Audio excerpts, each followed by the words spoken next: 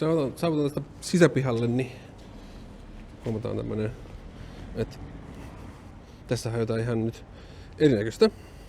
Mielestäni sitä syntyy tämmönen niinku tavallaan aika kiinnostava, orgaaninen meininki. Tässä on niinku semmoinen hyvin vahvasti sanoisin, että niinku paikan fiilis. Hyvin erilaisia rakennuksia, tiiltä, rappausta, jugendia. Joku saattaisi sanoa, että toi on ehkä tämmöinen niinku parasiitti, joka tähän on pullahtanut viereen, mutta jos katsoo tätä kokonaisuutta, niin mun mielestä se ei niinku haittaa.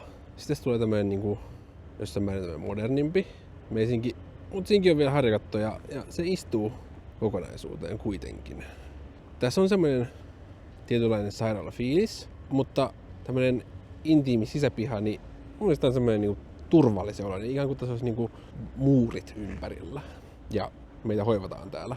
Toki tämä sisäpiha voisi olla jossain muussa kuin pysäköintikäytössä, mutta mihin sä ne autot taas laitat, se on aina se ikuinen ongelma parkkitehtuurissa niin sanotusti.